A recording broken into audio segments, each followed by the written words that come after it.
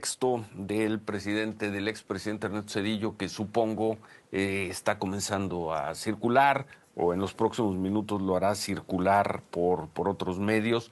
Lo leo Sí, completo. señor. Dice, es un texto liberado hace unos momentos, dice el expresidente Zedillo: la presidenta Sheinbaum sigue incurriendo en calumnias e insultos para evitar enfrentar su grave responsabilidad como cómplice de la muerte de la democracia mexicana y la construcción de un Estado policial con el que más pronto que tarde los mexicanos que no acepten el nuevo régimen de tiranía con partido hegemónico como en los viejos tiempos serán silenciados y reprimidos. Trata de anular a un mensajero de la noticia de la muerte de nuestra democracia, un servidor, suponiendo que así se distraerá la atención de las felonías contra la democracia cometidas por López Obrador, su partido y demás cómplices.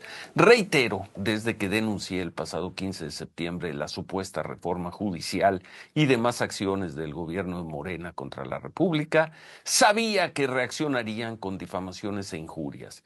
Tenía claro que romper el silencio que me autoimpuse como expresidente para no opinar públicamente sobre los asuntos de nuestro país tendría un costo significativo. Pero siempre he tenido claro que hay algo mucho más importante que la condición y comodidad personal: México y la defensa de su democracia. Entre otras cosas, la presidenta Sheinbaum me acusa de contar con una pensión de la institución a la que serví muchos años. Ese beneficio fue acordado con posterioridad a mi gobierno. Al determinarlo, la institución cumplió con lo dispuesto en la ley que la regula, y supongo que ese acuerdo reconoció los servicios que presté a la misma. Entre otras responsabilidades, me correspondió encabezar la renegociación de la deuda externa de multitud de empresas productivas generadores de miles de empleos, cuya viabilidad para seguir funcionando estaba en duda al estallar la crisis financiera de 1982, cuando el mecanismo que, con la colaboración de varios colegas del Banco Central, concebí, negocié con los acreedores extranjeros, promoví entre las empresas endeudadas, por fin alcanzó su objetivo de reestructurar y reducir los pasivos correspondientes. El mecanismo fue debidamente liquidado. Ahí habla sobre el Picorca.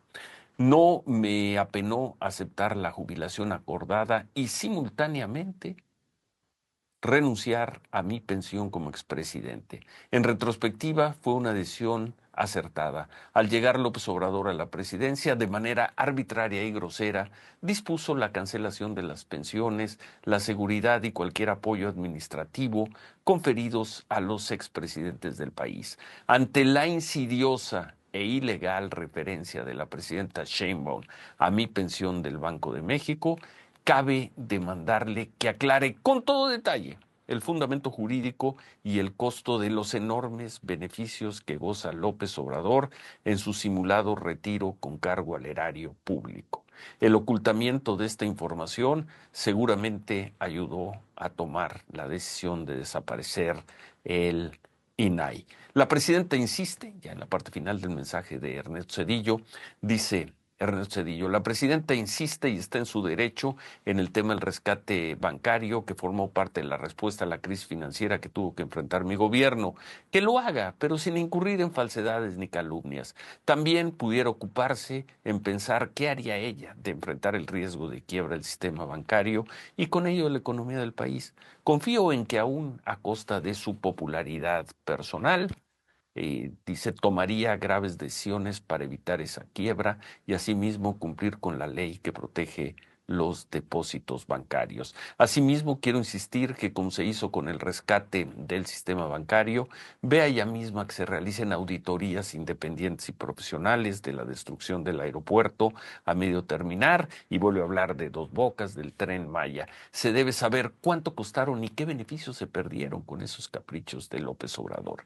Y concluye diciendo Ernesto Zedillo: es lamentable que la presidenta siga defendiendo la extinción del Poder Judicial Federal independiente y profesional, sin duda con aspectos mejorables, para sustituirlo por otro integrado mediante una farsa vergonzosa de elecciones, con jueces que serán empleados e incluso familiares de quienes controlan a los poderes ejecutivo y legislativo.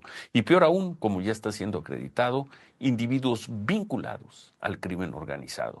Al consumarse este criminal engaño, quedará liquidada la democracia mexicana y Morena tendrá todos los instrumentos para coartar los derechos fundamentales de los mexicanos, como he venido sosteniendo desde el pasado septiembre y reiteré en el artículo en Letras Libres, donde explico la gravedad del atentado que ha sufrido la República. Firma Ernesto Zedillo.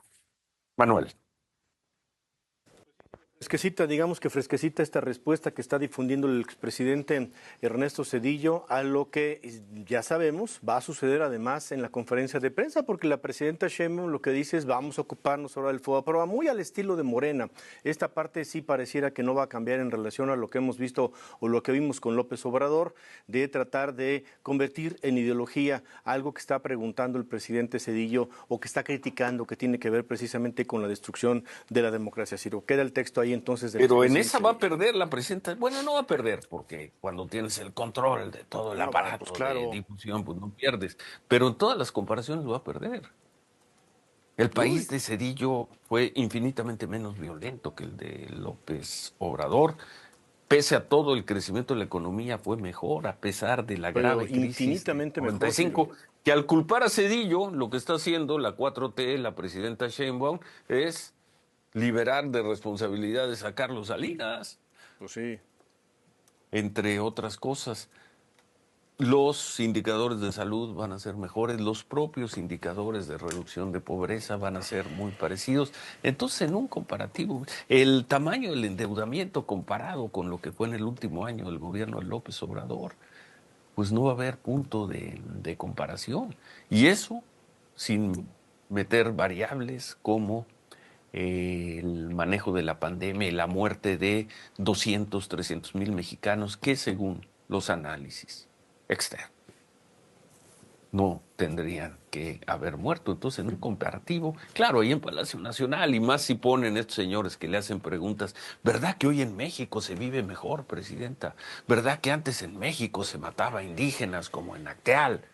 Claro, no van a hablar de la muerte de los jesuitas, ni de los Levarón, ni de eso, ni van a hablar de la mayor cantidad de homicidios de mexicanos en un sexenio, como se vivió con López Obrador, ni mucho menos se va a hablar del mayor crimen perpetrado jamás por un presidente mexicano, como fue el que cometió entre 2018 y 2024 Andrés Manuel López Obrador, que fue dejar a cientos de miles de mexicanos, a millones de mexicanos, a merced de los grupos criminales. Eso es un genocidio.